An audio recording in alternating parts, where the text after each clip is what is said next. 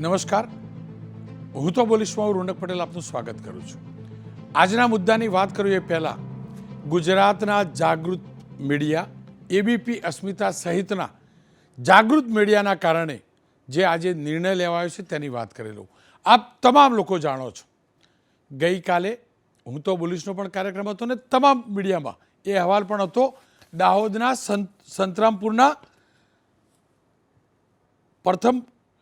પ્રથમપુરનો એ booth 220 નંબરનું booth, જ્યાં ભારતીય જનતા પાર્ટીનો ગુંડો વિજય ભાભોર જેને બૂથ કેપ્ચર કર્યું હતું અને જેને તમામ લોકોએ પ્રસારિત કર્યું હતું. કારણ કે આ જ ગુંડાએ ગુંડો એટલે કહું છું કે એને મારી લોકશાહીની મજાક ઉડાડી છે. આ જ ગુંડાએ એનું ઇન્સ્ટા ઉપર લાઈવ કરેલું આખું બૂથ કેપ્ચર કરતું, ઈવીએમ કેપ્ચર કરતું. હવે એ મુદ્દે રિપોર્ટ પણ ફાઇલ થયો અને આ બૂથ ઉપર એટલે કે દાહોદ લોકસભા ક્ષેત્રના પ્રથમપુરનો બૂથ નંબર 220 ઉપર પુનઃ મતદાન કરવાનો આદેશ થયો છે.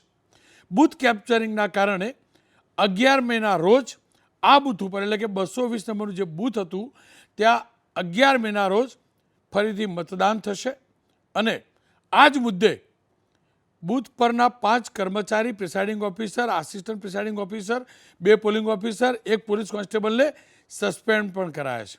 અધિકારીઓએ લાપરવાહી અને ભાજપના નેતાના પુત્રની દાદાગીરીના કારણે જ ફરીથી ગ્રામજનોએ મતદાન કરવું પડશે. હું ફરીથી કહું છું, ભાજપના નેતાના પુત્રની મનમાની, દાદાગીરી અને જવાબદાર અધિકારીઓની બેદરકારી અથવા મિલીભગત, એના જ કારણે આ ગામના આ બૂથના મતદાતાઓએ ફરીથી ત્યાં મત આપવા જવું પડશે, ફરજ નિભાવવા જવું પડશે.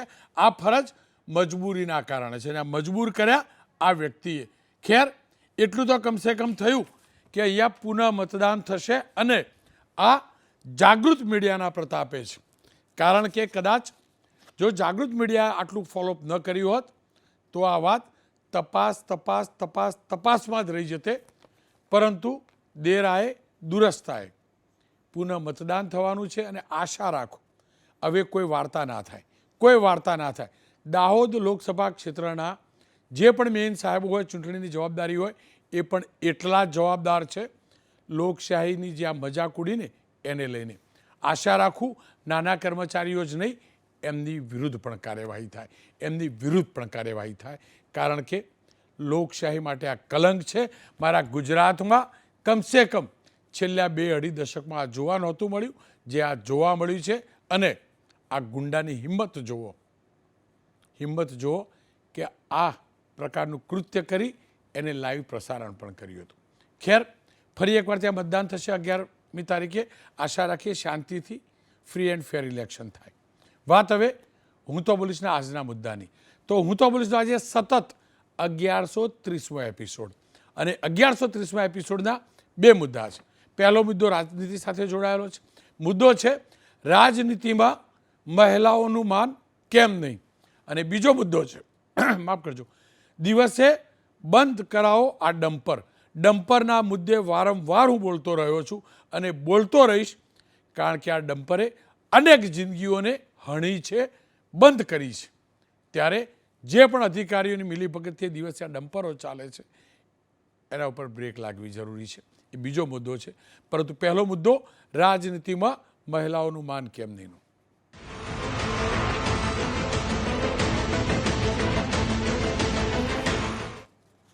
લોકસભાની ચૂંટણી પતી, ચૂંટણીનો પ્રચાર પણ થયો. મતદાનના દિવસે પણ આપણે કાર્યવાહી જોઈ.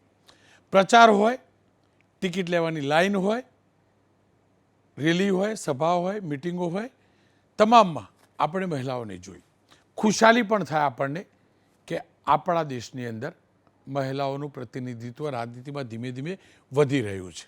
અને ગુજરાતમાં તો સ્થાનિક સ્વરાજની સંસ્થાઓમાં આનંદીબેન પટેલ કે જે આપણા પ્રદેશના પહેલા મહિલા મુખ્યમંત્રી હતા, એમને સ્થાનિક સ્વરાજની સંસ્થાઓમાં મારા પ્રદેશની માતૃશક્તિને 50%નું સ્થાન આપ્યું છે. દેશની અંદર પણ 33% મળવાનું છે અનામત, એ નક્કી છે. આવતી લોકસભાની ચૂંટણીમાં હોઈ શકે છે. પણ સવાલ એ છે કે શું રાજનીતિની અંદર મહિલાઓનું માન સન્માન જળવાય છે ખરું? અને આ સવાલ એટલા માટે છે કે અનેકવાર એવા કિસ્સા આવે છે જ્યાં રાજનીતિમાં આવતી મહિલાને પ્રતાડિત કરવામાં આવી હોય તેવા આરોપ પણ લાગે છે. બે દ્રશ્યો જોજો, બંને દ્રશ્યો આપણા ગુજરાતના છે. હું ઓળખ છતી કરવા નથી માગતો, એ ન કરવી જોઈએ. એક ભાજપના કોર્પોરેટર છે અને ભાજપના બીજા આગેવાન નથી, કાર્યકર્તા છે. આ બંને આરોપ લગાવ્યો છે કે એમને પ્રતાડિત કરવામાં આવે છે, એમને હેરાન કરવામાં આવે છે. અને આ બંનેના આરોપ આ જ ચૂંટણી પ્રક્રિયા દરમિયાનના હતા. પહેલો જે કિસ્સો છે એની અંદર જે બેન છે એ કોર્પોરેટર છે અને એમનું કહેવું એમ છે કે મતદાનના દિવસે એમના જ પક્ષના કેટલાક કાર્યકર્તા અને કેટલાક કોર્પોરેટરોએ પણ એમની સાથે અસભ્ય વર્તન કર્યું. આ બેને તો ત્યાં સુધી આરોપ લગાવ્યો કે એમનો હાથ પકડીને એમની છેડતી પણ કરવામાં આવી. તો બીજો જે કિસ્સો છે એ બીજો કિસ્સો ઉત્તર ગુજરાતનો છે, જ્યાં ભાજપના જ મહિલા આગેવાન છે, આ બેન છે, કાર્યકર્તા છે, માફ કરજો. એમનું કહેવું એમ છે કે એમને કોઈ અજાણ્યા કોલ કરી, અજાણ્યા નંબરથી ફોન આવે છે, એમને હેરાન કરવામાં આવે છે, ગંદી ગાળો બોલવામાં આવે છે, અસભ્ય વર્તન કરવામાં આવે છે. પોલીસ ફરિયાદ કરી, સ્થાનિક ધારાસભ્યને જાણ કરી, પરંતુ અરજી ઉપર પોલીસે કોઈ કાર્યવાહી ન કરી. અને એટલે જ લાગ્યું કે આ મુદ્દે ચર્ચા કરવી જોઈએ. ખેર, પહેલી વાત આપણે કરી લઈએ કોર્પોરેટર બેનની. મેં એમનો લાંબો વિડીયો છે, એમને પોતે રેકોર્ડેડ એ બાઇટ જે છે એનો કેટલાક અંશો છે, કેટલુંક મેં એડિટ એટલે કર્યું છે કે કોઈની ઓળખ છતી ન થઈ જાય. અને ક્યાંક મ્યુટ પણ નામ કર્યું છે કારણ કે હું જાણતો નથી એની સચ્ચાઈ છે શું, પણ એ સાંભળવો અને સમજવો જરૂરી છે, એટલે પહેલાં સાંભળી લઈએ. કન્ટિન્યુઅસ ફોલોઅપમાં હતી કે ભાઈ તમે મામલતદારથી લઈને, કારણ કે મને એટલા બધા ફોન આવ્યા કે બેન સ્લીપો નહીં પહોંચી. હવે સ્લીપો પહોંચી ના આવે તો વોટિંગ કેમનું કરશે માણસ? પછી અમે જોયું બહાર નીકળીને કે ભાઈ ટેબલ પર કોઈ નથી, મતદાર યાદી બી છૂટી પડેલી હતી.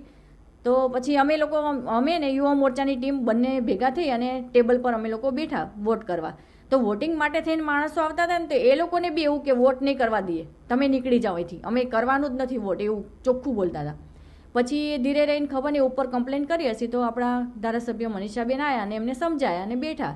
પછી એમને સમજાવતા હતા ત્યાં કરીને છે એવું કહે છે કે હું રાષ્ટ્રીય નેતા છું. હવે રાષ્ટ્રીય નેતા હોય તો પછી આવું થોડું કરે. મારી સાથે આવીને હાથ આખો પકડીને આમ ખેંચ્યો મારો હાથ, એ હું સેજ બી સહન ના કરું કે લેડીઝ થઈને તું આટલી જાહેરમાં તું મારો હાથ પકડે છે. એટલે મેં એને ઉપર પોલીસ કમ્પ્લેન કરી દીધી છે. હું એની જે કાર્યવાહી કરવાની છે એ કરવાની જ છું. અને મારા સાથી હું કામ કરું છું જેવી રીતના, અને મારા સાથી કોર્પોરેટર બી બહુ જ નડે છે મને કે મારું કામ બી રોકાવે છે. એટલે હદ થઈ ગઈ છે હવે. એટલે પછી મને ઉપરથી બધાના ફોન આવ્યા, બેન રહેવા દો, પણ કાલનો દિવસ મેં છોડી દીધો કારણ કે આપણા માટે બહુ ઇમ્પોર્ટન્ટ હતો કાલનો દિવસ. એટલે ખાસ એના માટે થઈને જ મેં રજૂઆત કરીને મેં પોલીસ કમિશનરને અરજી આપી છે. બેન, આ લોકો કઈ હાલતમાં હતા? આ બધા પીધેલી હાલતમાં હતા. જેટલું ટોળું હતું એટલું બધી પીધેલી હાલતમાં હતા. અને આની પહેલાં બી મારી જોડે મગજમારી કરતો, કારણ કે હું વિસ્તારમાં કામ કરું છું. એને એવું કે હું નેતા છું વિસ્તારમાં, એ વિસ્તારમાં મારું જ નામ થવું જોઈએ ને હું કહું એ જ કામ થવું જોઈએ. હવે બધા બહુ છે, હવે નામ આપવા બેસે, નામ આપવું નથી આપણે કારણ કે પાર્ટીનું ખરાબ દેખાય. પણ મને એવું છે કે મને જ્યાં સુધી કમર જોઈને જ કામ કરવાનું છે. મને એવું નથી કે હું કોર્પોરેટર છું ને કામ કરું છે ને મને બીજી વાર બી ટિકિટ જોઈએ છે, એના માટે હું કામ કરતી જ નથી. કારણ કે જ્યારે બી સંગઠનમાં બસો ભરવાની આવે ને તો હું ભરીને બતાવું છું. એ પણ ક્લિયર થઈ ગયું, મહિલાઓ પાસે બસો ભરાવાનું કામ થાય છે. ખેર, હું ઓળખ છતી કરવા નથી માગતો. આ જ રીતે બીજી એક મહિલા જે રાજનીતિ સાથે જોડાયેલા છે, બીજેપી સાથે જોડાયેલી છે, એને પોલીસ ફરિયાદ કરી છે. એનું કહેવું એમ છે કોઈ ગંદી ગાળો બોલે છે ફોન કરીને, પણ પોલીસ કોઈ કાર્યવાહી નથી કરતી. આવો સાંભળી લઈએ મેં કરેલી એ બેન સાથેની વાતચીત, ઓળખ છતી કર્યા સિવાયની. બેન નમસ્કાર, આપનું સ્વાગત છે. મારે આ સમગ્ર ઘટનાક્રમ સમજવો છે. આપની સાથે શું થયું અને આપે પોલીસમાં ફરિયાદ કેમ નોંધાવવી પડી? તો સર, હું તારીખ 30/4 રોજ બપોરે ધારાસભ્યના કાર્યાલય પર મીટિંગમાં હતી. તો મારા જોડે એક અજાણ્યા વ્યક્તિનો કોલ આવે. તો મને બહુ ખરાબ મારા જોડે વાતો કરી અને મને બહુ ખરાબ માગણીઓ કરી મારા જોડે. અને પછી મેં કોલ મીટિંગમાં હતી તો કોલ કટ કર્યો. તો પછી મારા મિસ્ટરના જોડે ફોન આવે તો એમના જોડે આવી ખરાબ માગણીઓ કરી. પછી મેં ધારાસભ્યને વાત કરી તો ધારાસભ્યએ આ વાતની પોલીસ સ્ટેશન જાણ કરી કે આ જે વ્યક્તિ હોય તે મારે એને બહાર લાવો. એ તો પછી આજે મેં અરજી આપી. તો અરજી આપ્યા પછી મારે આજે 10 દિવસ થયા તો પણ કોઈ મારી આ વાતને સાંભળી નહીં. તો મેં કાલે જઈ અને પોલીસ સ્ટેશન જઈને મેં આ ફરિયાદ નોંધાવી. ફરિયાદ નોંધાવ્યા પછી આજે મને હજી પણ કોઈ વ્યક્તિ કોણ છે એની કોઈ જાણ નથી મને. તો આ વાતને કોને દબાવી એ મારે જાણવું છે અને મને ન્યાય મળે. આ વાત પર મને ન્યાય મળે, બસ. બીજું મારે બેન, આપ શું રાજકીય પક્ષના સ્થાનિક નેતા છો, કાર્યકર્તા છો, અને તમને જે આ અનુભવ થયો, તમને જે પણ ફોન આવ્યો એ કોણ હોઈ શકે? શું તમે જે પક્ષ સાથે જોડાયેલા છો એ પક્ષનો કોઈ નેતા કે કોઈ કાર્યકર્તા હોઈ શકે? તમને આશંકા છે શું? આશંકા તો મને કોઈના ઉપર છે નહીં, પણ કોણ છે એ તો મને પણ ખબર નથી. પણ જે હોય તે મારે તો બસ એ માણસ સામે લાવી અને જે એના લાયક જે સજા થાય એ મારે બીજું કશું જ નથી જોઈતું. મને તો ન્યાય મળે એવું જોઈએ. બેન, મેં આખી ઓડિયો ક્લિપ સાંભળી અને એટલી ગંદી ભાષામાં ઓડિયો ક્લિપ છે કે એટલો ભાગ, આપ સાથેનો ભાગ મેં પ્રસારિત નથી કર્યો. ત્યારબાદનો મેં હિસ્સો પ્રસારિત કર્યો છે. મારે એટલું જ જાણવું ને સમજવું છે કે તમને જે આ વ્યક્તિ હેરાન કરે છે એ છે કોણ? શું તમારા પક્ષમાંથી છે, તમારા સામેવાળા પક્ષમાંથી છે, રાજકીય પક્ષમાંથી, કે કોઈ બહારનો વ્યક્તિ છે? હા, એ પણ મને એમ જ કહેતો હતો કે હું પક્ષમાંથી બોલું છું. પક્ષમાંથી બોલતો હોય તો એ મારા સામે તો આવવું જોઈએ ને. પક્ષમાંથી આ માણસ કોણ છે એ તો મારે જાણવું જોઈએ ને, તો પોલીસ બહાર તો લાવીએ કે ને. તમે આ અંગે તમારા પક્ષમાં વાત કરી ખરી? હા, મેં વાત કરી હતી. તેમનું શું કહેવું છે? મને વિગતવાર જણાવો. એ વખતે તો એમને એમ જ કીધું હતું કે આ માણસ જે હોય તેને બહાર લાવો. પછી તો એમને ધારાસભ્યએ પણ મને કોઈ કોલ કરીને કીધું નથી કે બેન તમે શાંતિથી બેસી જજો, જે હશે અમે આની કાર્યવાહી કરાવીશું. પણ હજી પણ મને કોઈ વાતનો કોલ આવ્યો નથી ધારાસભ્યનો પણ. તમે ત્યારબાદ સંપર્ક કર્યો ખરો ધારાસભ્યને? ધારાસભ્ય સાથે ફરીવાર વાત થઈ ખરી આ મુદ્દે? સાહેબ નહીં, મને કોઈ કોલ કર્યો નથી. અને એ દિવસે તો અમે એમના કાર્યાલય ઉપર જ હતા, તો એમને બધી જ માહિતી છે તો બેનના ઉપર આવા કોલ આવ્યા છે. તમને શું લાગે છે રાજનીતિમાં રહેવું કોઈ પણ મહિલા માટે કેટલું અઘરું છે? મહિલાઓ માટે સરકાર આ મહિલાઓ માટે આ સરકાર છે, તો આ મહિલાઓ ભાજપ સરકાર છે તો પછી મહિલાઓને આટલી તકલીફ પડે છે, તો પછી અમે આટલા કાર્યકર્તાઓ છીએ તો પછી અમને આવું વર્તન કરે છે, તો પછી બીજી પબ્લિક માટે તો શું ના કરે? રાજનીતિમાં આવતી મહિલાઓ માટે પક્ષની અંદરના લોકો, પક્ષના નેતાઓ, કાર્યકર્તાઓ અને બહારના લોકો શું વિચારતા હોય છે? કેવી રીતે જોતા હોય છે રાજનીતિમાં આવનારી મહિલાને? સર, આ વાતે તો ત્યાં પણ જે પક્ષના લોકો તો બહુ અમને તો એવું કોઈ લાગતું નહોતું, પણ આ તો કોણ છે એ તો અમને શું ખબર. એ ઓડિયો મારી પાસે છે, પરંતુ પ્રસારિત નથી કરી રહ્યો. મેં ભલે કહ્યું પ્રસારણ કરું, નથી કરી રહ્યો, કારણ કે મોટાભાગના સમયે મારે ઓડિયો મ્યુટ કરવો પડે એવી સ્થિતિ છે. ખેર, આ મુદ્દે ચર્ચા જરૂરી છે કે ખરેખર રાજનીતિમાં મહિલાઓનું સ્થાન છે શું ખરેખર સન્માન મળે છે કે નહીં? અમીબેન મારી સાથે જોડાય છે અને શ્રદ્ધાબેન મારી સાથે જોડાય છે. અમીબેન, આપના રાજકીય કેરિયરને હું લાંબા સમયથી જાણું છું અને જોઉં છું. ક્યારેય કોઈ પ્રકારનો વિવાદ નહીં, ક્યારે નહીં. અને આપ જેવી અનેક મહિલાઓને હું જાણું છું કે રાજનીતિમાં આ રીતે આગળ વધે છે. આ મુદ્દો કોઈ પાર્ટીલક્ષી નથી. શ્રદ્ધાબેન, આપને પણ કહું છું, પાર્ટીલક્ષી નથી. આ મુદ્દો મહિલાઓ જે રાજનીતિમાં આવે છે એમના માટેનો છે. અમીબેન, આપ શું માનો છો? શું મહિલાઓનું સન્માન જળવાય છે ખરું રાજનીતિમાં, કે પછી આ બે કિસ્સા સામે આવ્યા રિયલ સ્થિતિ એવી જ હોય છે?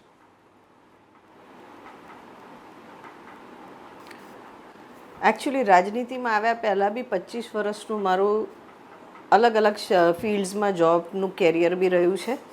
અને જ્યારે બી મહિલા ઘરની બહાર નીકળે છે ત્યારે ઘણી બધી ચેલેન્જીસ મહિલાઓને સહન કરવી પડતી હોય છે. ડિસ્ક્રિમિનેશન, જેન્ડર બાયસ તો હોય જ છે. ઇવન વર્ક પ્લેસમાં કોઈ દિવસ એ ઇક્વાલિટી નથી મળતી, એ રાજકારણ હોય કે પછી કોઈ અન્ય જોબ હોય, જેન્ડર ઇક્વાલિટીના પ્રશ્ન હંમેશા રહે છે. અને આ રીતનું વર્તન બી મહિલાઓ સાથે અનેક ઠેકાણે થતું હોય છે. આવા કિસ્સા અમે કોર્પોરેટ્સમાં બી સાંભળ્યા છે, NGO સેક્ટરમાં બી સાંભળ્યા છે, ગવર્મેન્ટ સેક્ટરમાં બી સાંભળ્યા છે અને રાજકારણમાં બી સાંભળ્યા છે. એક વસ્તુ ચોક્કસ કહેવા માંગીશ કે મોટા ભાગે જ્યારે મહિલા આવી રીતે કોઈ બનાવ બનતો હોય ને એની સામે રિટોર્ટ કરે તો એ ત્યાં એન્ડ થઈ જતું હોય છે. પણ એટ ધ સેમ ટાઈમ ઘણી બધી બહેનોને હું એ બી કહેવા માંગીશ કે શોર્ટ ટર્મ ગેઇન માટે જે કોમ્પ્રોમાઇઝ કરતા હોય છે કે ચૂપ રહેતા હોય છે એ ના રહેવું જોઈએ. બધાના હિતમાં છે કે એમને અવાજ ઉઠાવવો જોઈએ. સાથે સાથે હું રાજકારણમાં આવ્યા પછી હું ચોક્કસ કહીશ કે અમુક લેવલે અમુક સ્થાન પર આવ્યા પછી તમે મહિલા હો તો તમારા અવાજને ડેફિનેટલી સારી રીતે સંભળાય છે ને તમને એક વેઇટેજ મળે છે. પણ at the same time gender bias ગમે તેટલા લેવલે પહોંચી જાઓ એ ડિસ્ક્રિમિનેશન રહેતું જ હોય છે, એ કોઈ બી પક્ષ હોય અને કોઈ બી જગ્યાએ. કારણ કે એને એટલે જ બહેનો માટે રિઝર્વેશનની જરૂર છે ને રિઝર્વેશન તબક્કે એક તબક્કે 73rd 74th એમેન્ડમેન્ટ એક્ટમાં આપવામાં આવ્યું. ધીરે ધીરે ગુજરાતમાં 50%, ભલે લેટ પડો એ 50% લોકલ બોડીઝમાં આવ્યું અને હવે વિધાનસભા અને લોકસભામાં બી રિઝર્વેશન આવવાનું છે. ત્યારે રિઝર્વેશન થકી બહેનોને ઇક્વાલિટી મળે છે, પણ જે માનસિકતાથી ઇક્વાલિટી મળવી જોઈએ એ નથી મળતી ને એના માટે તમામ બહેનોએ પોતે એક એક્ઝામ્પલનરી કામ કરી અને પુરવાર કરવું પડશે. બહેનો હંમેશા ખૂબ શક્તિશાળી હોય છે અને એમને ઘણી બધી ચેલેન્જીસ સાથે જ્યારે ઘરની બહાર નીકળતી હોય છે તો ખૂબ ચેલેન્જીસ હોય છે અને ઇટ ઇઝ વેરી ઇઝી. કોઈ બી બહેન બહાર નીકળે પોલિટિકલી કે અન્ય ક્ષેત્રમાં તો એના પર કેરેક્ટર એસેસિનેશન કરી દેવું, એના વિશે ગમે તેવી વાત કરવી, આ ખૂબ સહેલું છે અને એના લીધે ઘણી બધી બહેનોને પીછેહટ કરવી પડે છે. પણ એટ ધ સેમ ટાઈમ એક તમે તમારું સ્ટેટસ અને મહેનત અને તમારી લગનથી જો તમે આગળ આવો છો તો એ રિસ્પેક્ટ બી તમને મળે છે. આ બંને જાતના અનુભવ મને થયેલા છે. સાથે હું એક વસ્તુ એ બી કહેવા માંગીશ કે જ્યારે સમાજમાં પર્ટિક્યુલરલી રાજનીતિમાં આવતી બહેનો સાથે કાં તો કોઈ પોલિટિશિયન ખોટું કરતો હોય તો એના પર ખૂબ કડક હાથે એ મુદ્દાને લેવો જોઈએ. કારણ કે એ એક્ઝામ્પલ હોય છે ને લોકો એને જોતા હોય છે. પર્ટિક્યુલરલી હું તમને હમણાં જ બે જ કહીશ કે પ્રજ્વલ રેવાન્ના જેવા જે કેસ હોય, 2992 બહેનો સાથેની સેક્સ્યુઅલ વિડીયોઝ એમના ઘરે કામ કરતી બહેનથી લઈને હિરોઈન સુધીની વિડીયોઝ હોય અને એવાને જો દેશના વડાપ્રધાન પ્રમોટ કરતા હોય તો what message does that give? એ જ રીતના કુલદીપ સેંગરની વાત કરીએ કે બ્રિજભૂષણની વાત કરીએ, એમને ટિકિટ નહીં આપી તો એમના છોકરાને આપી. તો આ વોટ ઇઝ ધીસ પ્રૂવિંગ? આ જે આવા તત્વો હોય છે એને પ્રોત્સાહન આપતા કૃત્ય કોઈ બી પાર્ટીએ ના કરવા જોઈએ હું ચોક્કસપણે માનું છું. કોઈ બી બેને ફરિયાદ કરી હોય, પર્ટિક્યુલરલી પોલિટિકલ હોય તો એના પર તમામ લોકોની નજર હોય છે. ફોર એક્ઝામ્પલ વડોદરાના જે કોર્પોરેટર બેને ફરિયાદ કરી એ ત્યાંના લાખો લોકોને રિપ્રેઝેન્ટ કરે છે, લાખો લોકો એ ઓબ્ઝર્વ કરશે. આખું વડોદરા શહેર હવે આ કેસમાં ભારતીય જનતા પાર્ટી અને પોલીસ શું કરે છે એના પર નજર રાખશે. તો આમાં ખૂબ ક્લેરિટીથી તટસ્થ તપાસ થવી જ જોઈએ અને ત્યારે જ એક એક્ઝામ્પલ બેસે. અને જ્યારે તમે રાજકારણમાં આવો છો તો તમે એક રોલ મોડલ તરીકે આવતા હો છો તો તમારે રોલ મોડલ્સમાં જો આવા બધા કિસ્સા થતા હોય તો આ સમાજમાં ખૂબ ખોટા દાખલા બેસાડે છે. ત્યારે ચોક્કસપણે આવા કિસ્સાઓમાં ખૂબ કડક પગલાં લેવાવા જોઈએ અને એક્ઝામ્પલરી સજા થવી જોઈએ, વિધિન પાર્ટી બી થવી જોઈએ અને કાયદાકીય રીતે બી થવી જોઈએ.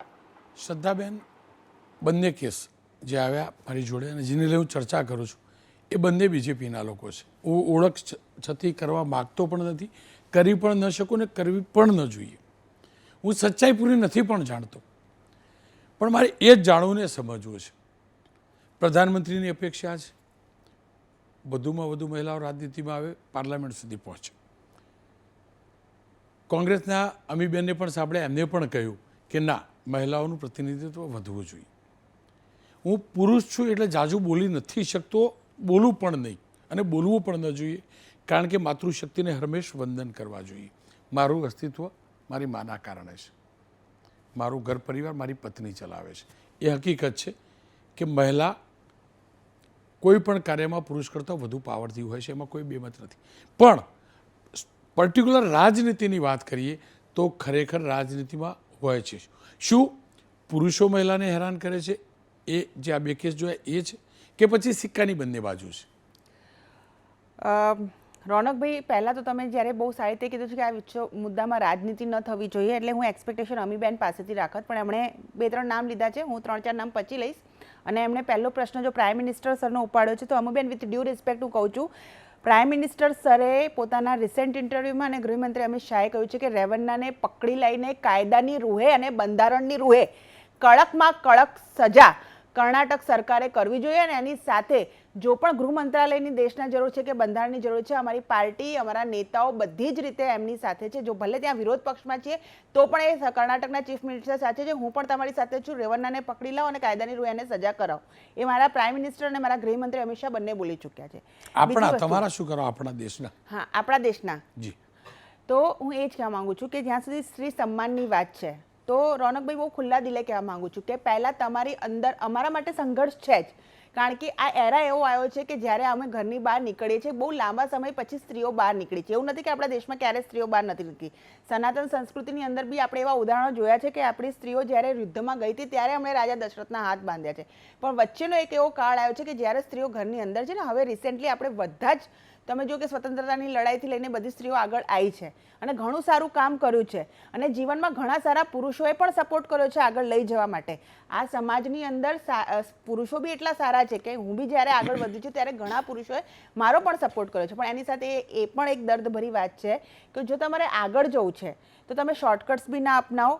બીજી વસ્તુ, સ્ત્રીઓ પણ સ્ત્રીઓનું કેટલું સન્માન કરે છે વર્ક પ્લેસ ઉપર અને રાજનીતિની અંદર, તમે એ પણ જુઓ.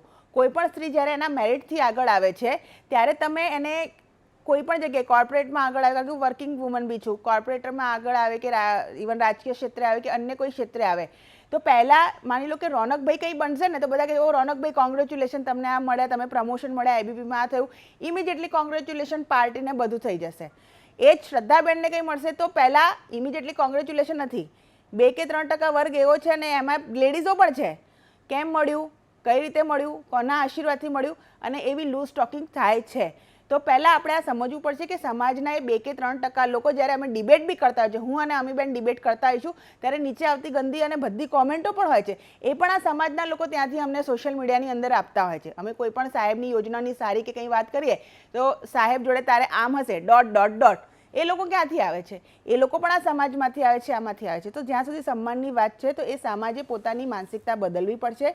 દરેક માતા પિતાએ પોતાના ઘરની અંદર સ્ત્રીઓનું મહત્વ છે એ ખાલી કહેવા પૂરતું નહીં, સમજાવવું પડશે કે ભાઈ તું તારી મમ્મીને ગાળો ના આપે, તારી બહેનને ના આપે. એનો એ મતલબ નથી કે બહાર જઈને કોઈની બહેન દીકરી કે કંઈ અચીવ કરે છે તો તું એને સોશિયલ મીડિયામાં અલગ ક્યાં કર.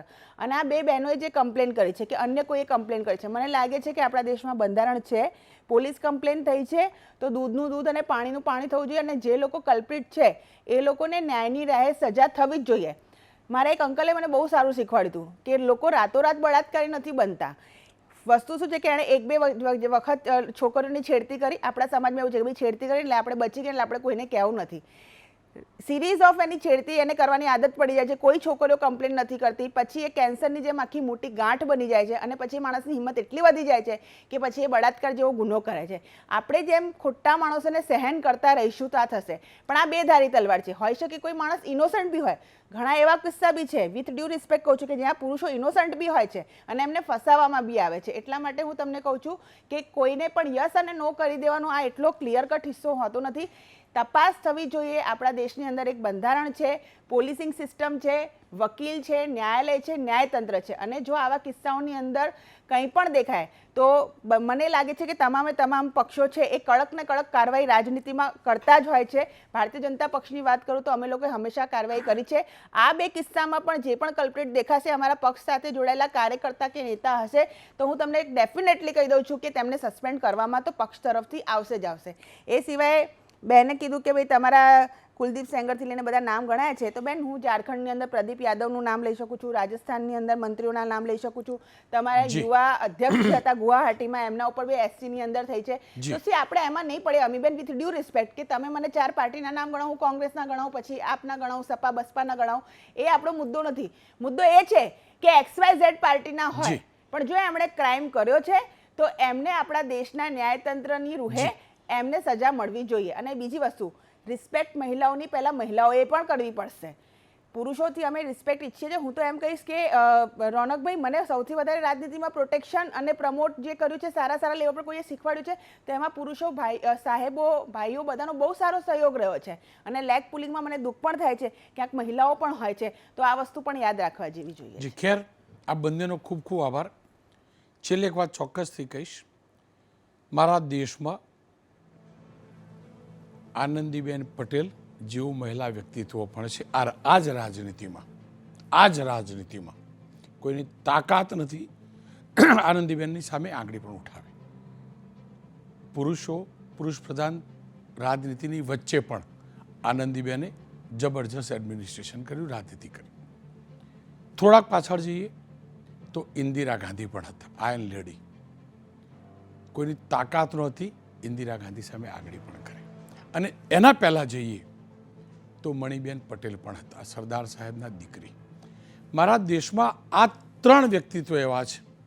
અને સારી વાત એ છે, 3 પૈકીના 2 સીધી રીતે ગુજરાતી છે, આનંદીબેન અને મણિબેન. અને ઇન્દિરા ગાંધી દેશના પ્રધાનમંત્રી હતા. મારા દેશમાં જો આ 3 મહિલાઓ મજબૂતાઈથી સાત્વિકતા સાથે રાજનીતિમાં આગળ વધી શકતા હોય, એ જૂના જમાનામાં પણ, તો આ જમાનામાં કેમ નહીં? બસ બંને તરફી બદલાવની જરૂર છે. અહીંથી બદલાવની જરૂર છે. બસ અહીંથી બદલાશે બધું તો રાજનીતિમાં મહિલાઓનું સ્થાન પહેલાં પણ હતું, આજે પણ છે અને ભવિષ્યમાં પણ રહેશે. પહેલાં પણ મારી માતૃશક્તિમાં કુશળ શાસન આપવાની ક્ષમતા હતી, આજે પણ છે અને કાલે પણ રહેશે. એક વિરામ લઈશ, વિરામ બાદ વાત કરીશ ડમ્પરની. ડમ્પરોના કારણે અનેકના જીવ જાય છે, પ્રશાસન તમાશદીન બને છે. થોડાક દિવસ હું એટલે બોલું છું, થોડાક દિવસ બંધ થાય છે. કમસે કમ હું આજે બોલીશ તો 2-4 દિવસ બંધ થશે, 1-2 જીવ બચશે, એટલે જ વિરામ બાદ બોલીશ.